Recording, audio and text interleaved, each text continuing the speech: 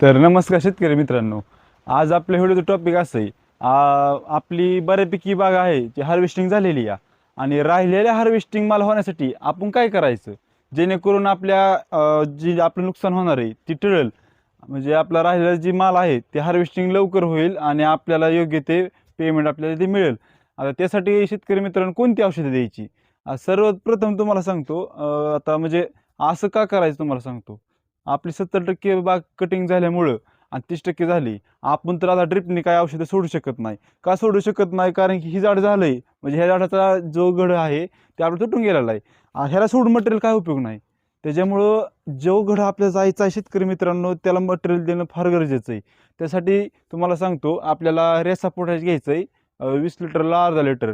आणि एका झाडाला जो घड आपला कटिंग व्हायचा राहिला आहे त्या झाडाला 100 ml आपल्याला ड्रिचिंग द्यायची डायरेक्ट बुडाला. अशी बेड पूर्ण ओला करून घ्यायचा आणि डायरेक्ट अशी रिंग पद्धतीने अशी ड्रिचिंग द्यायची. तुम्हाला मी व्हिडिओ शेवट दावणार आहे, फक्त त्यासाठी व्हिडिओ शेवटपत्र बघा. आणि या पद्धतीने आपला माल जे आहे लवकर हार्वेस्टिंग होईल आणि आपल्या शेतकऱ्याचं आर्थिक होणारं नुकसान आहे ते त्याच्यापासून आपली बचाव होईल. तर शेतकरी मित्रांनो, अर्धा लिटरनी आपण एका ह्या 20 लिटरचा पंप आहे आपला पाटीला. ह्या पंपात आपण अर्धा लिटर रेसा पोटॅश टाकलेलं आहे आणि आपण आता 100 ml ह्या झाडाला देणार आहे. आता द्यायचं कसं? सरळ 10 मत्तवर उजळणी म्हणायची. म्हणजे आपण ती माप काढलेलं आहे तुमच्या पंपाच्या प्रेशरवरती अवलंबून आहे. आपण माप काढलंय. आता मी ड्रिचिंग करतो, तुम्ही बघा.